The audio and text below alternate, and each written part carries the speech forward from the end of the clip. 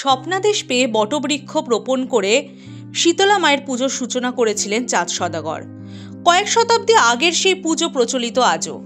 22টি গ্রামের ভক্ত সমাগমে একটি বটগাছকে দেবী শীতলা রূপে পুজো করা হয় রানাঘাটের হবিবপুর পুরাতন বাজারে। জনশ্রুতি রয়েছে, লক্ষিন্দরের বাবা চাঁদ সওদাগর অসুস্থ হয়ে পড়েছিলেন। ভাগীরথী নদী থেকে জল তুলে তার আরোগ্য কামনা করতেই স্বপ্নাদেশ পান ওই জায়গায় দেবী শীতলার আরাধনা করতে হবে। সঙ্গে সঙ্গে একটি বটবৃক্ষের চারা রোপণ করে শুরু করেন দেবী আরাধনা। সেই শুরু। এখনো ভক্তি ও বিশ্বাসে হয় দেবীর আরাধনা।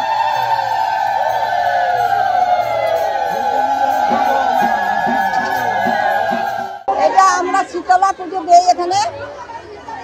আমাদের এটা জাগ্রতী মা, যা কিছু আমাদের মনোবাসনা পূর্ণ হয় এখানে পুজো দিলে। মায়ের কাছে আজ পর্যন্ত যারা যা কিছু চেয়েছে কেউ কখনো খালি হাতে ফেরেনি। সবাই তার যথেষ্ট কিছু নিয়ে মায়ের কাছ থেকে নিয়ে গেছে।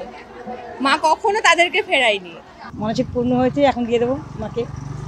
কোথায় বাড়ি আপনার? হরিঙ্গাটা।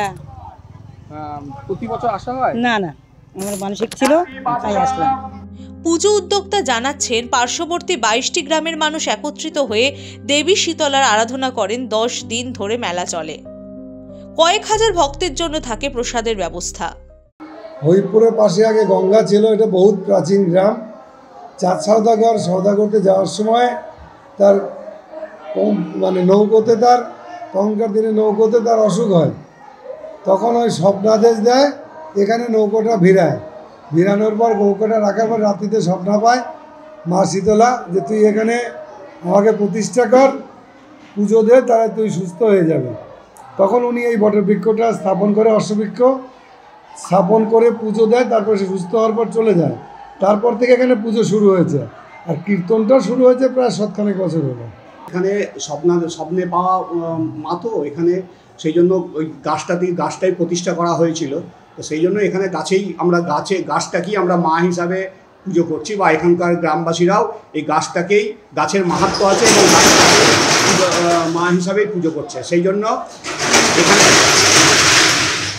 এখানে শীতলা কোনো মূর্তি নেই, এখানকার আমরা গাছটাই হচ্ছে আমাদের দেবী। এখনো মানুষ সারা বছর অপেক্ষায় থাকেন এই বিশেষ তিথিতে দেবীর কাছে ছুটে আসার জন্য। শুধু রানাঘাট কিংবা হবিবপুর নয়, জেলার বিভিন্ন জায়গা থেকে মানুষ ছুটে আসেন দেবীর টানে।